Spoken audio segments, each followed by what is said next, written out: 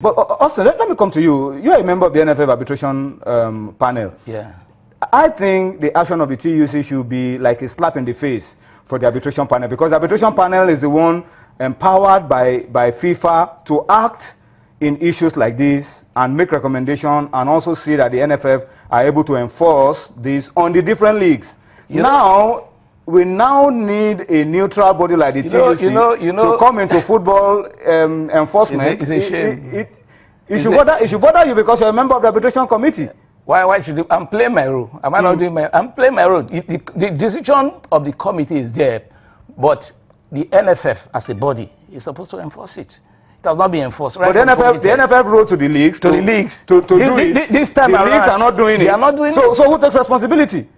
The NFF and the leagues should anyway. No. Somebody else has taken responsibility. The TUC. The TUC has taken responsibility. It's unfortunate because, like you said, allowing a third party to come and enforce your own decision. That was the TUC said. That it has taken the game to the lowest level.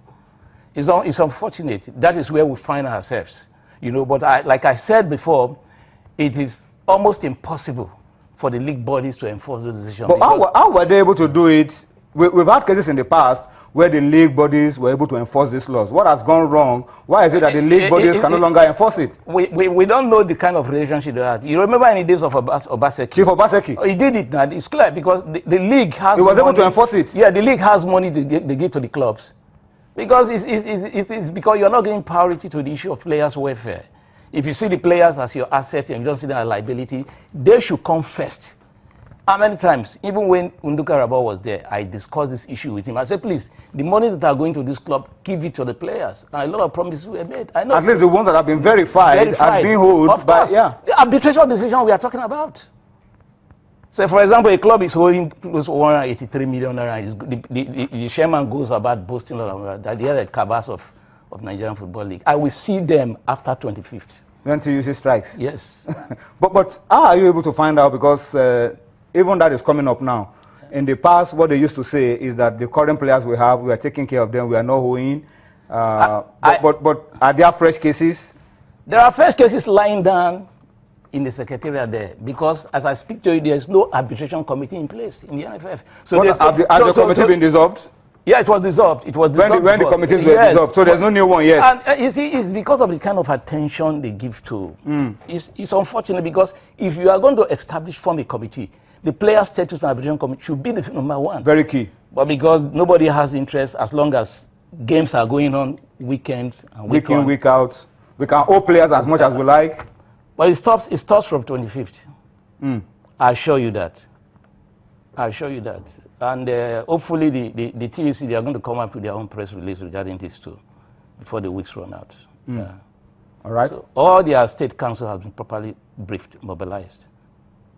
So the message is clear? Yeah, it's very clear. From the 25th of this month, debtor clubs that have not met up to the arbitration awards and have not been able to fulfill their parts may not be able to play games anymore. Their own games. Yes. How many clubs are involved in this?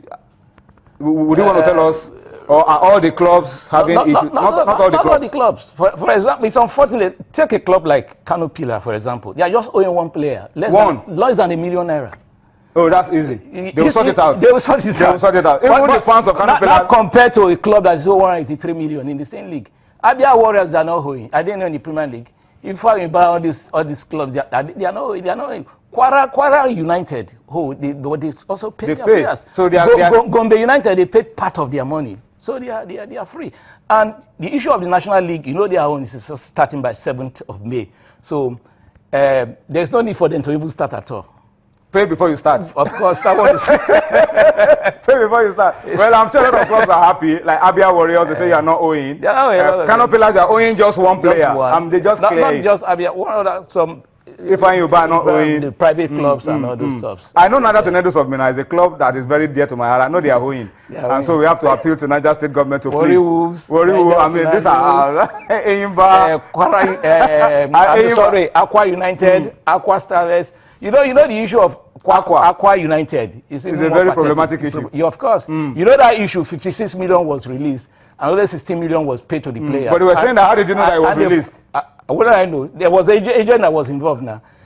agent was involved, so we relate now. They will ask me to even send my account. They wanted to give me some money, but the agent advised them, pay this money. That if you want me to call this man, to call him himself. And when they called me, I said, okay, I'm going to give them the union's account, and they didn't call me back. Anyway, the issue is players' welfare.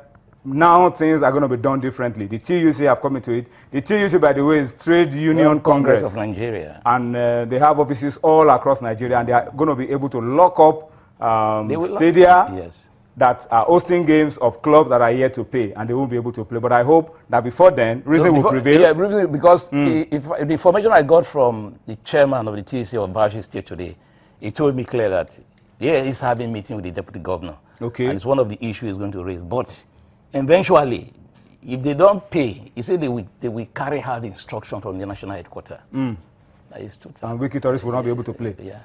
All right. Austin Popo, thank you so much. We wish you the best with the struggle for the welfare of Nigerian players. It's a struggle that I believe in, because I believe that maybe one day I'll have a son that will play, and I don't want the boy to be owed his money. So we wish you the best with this project, and we hope that it sees the light of day.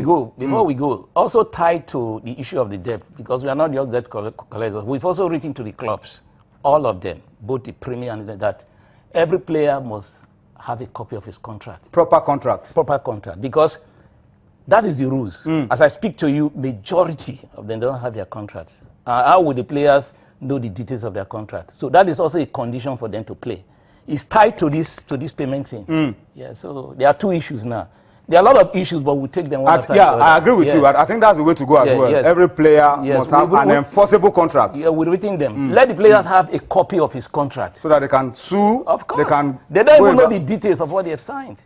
Things must change. Yes. And I think this is the way to go.